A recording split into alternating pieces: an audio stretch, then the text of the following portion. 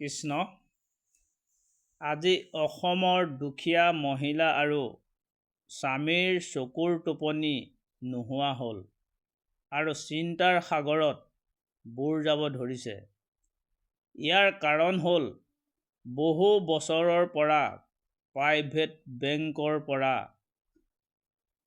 নিজৰ voter ID আৰু আধাৰ, ঘৰৰ সম্পত্তিৰ লগতে পত্নীৰ মাক-বাপেকৰ ডকুমেণ্টছ দি যি বেংকৰ পৰা কম সুদত টকা লৈ মুঠকৈ এবছৰ-দুবছৰ সময় লৈ কমাই দি যি নিজৰ যাৱতীয় বস্তু, বেপাৰ, ঘৰ সাজি আছিল। কিন্তু বিজেপি চৰকাৰৰ দিনত যি উৰণীয়া হাৱাই ক'ভিড বেমাৰ আনিলে, তেতিয়া সকলো দুখীয়া স্বামীসকল বাহিৰলৈ ওলাব নিদিয়াত আৰু বেংকৰ মেনেজাৰো টকা নিবলৈ আহিব নোৱাৰাত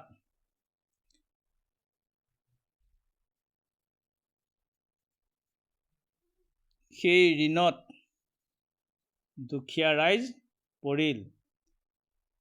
সেয়েহে অসম চৰকাৰে এটি সুবাৰ্তা প্ৰচাৰ কৰিলে যে ক'ভিডৰ কাৰণে বেংকৰ টকা ৰেহাই দিয়া হ'ল। তেতিয়া সকলো ঋণৰ মহিলা আৰু স্বামী নিশ্চিন্ত হ'ল।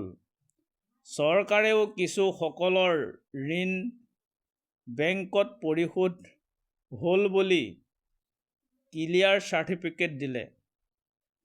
কিন্তু যিসকলে সেই ক্লিয়াৰ চাৰ্টিফিকেট নাপালে, সেই সকললৈ বেংকৰ পৰা ২-৩ দিনৰ অন্তত ফোন কৰি থাকে।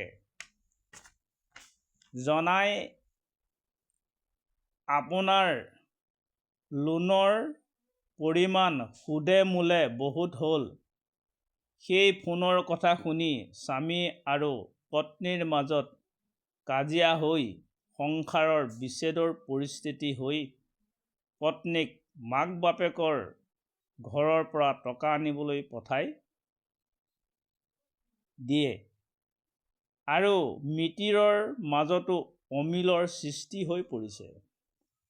গতিকে অসম চৰকাৰৰ মুখ্যকে আদি কৰি সকলো মন্ত্ৰীক আবেদন জনাইছোঁ, ঋণী সকলোৱে যদি ইয়াৰ সমাধান কৰে বেংকৰ লগত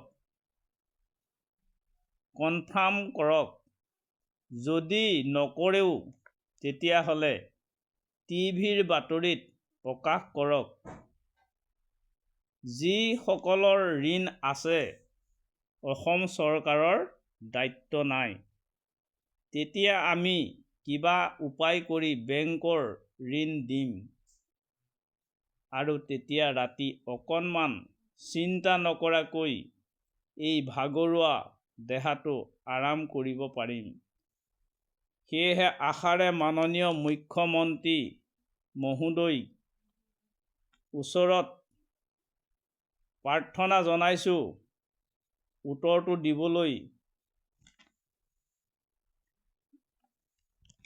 সেয়েহে লগতে অসমৰ সকলো ঋণৰ ভুক্তভোগী মহিলাসকলক আৰু স্বামীসকলকো জনাইছোঁ, যদি আপুনিও এই বিপদত পৰিছে, এই ভিডিঅ' চাই শুনি লাইক কমেণ্ট কৰি জনাওক।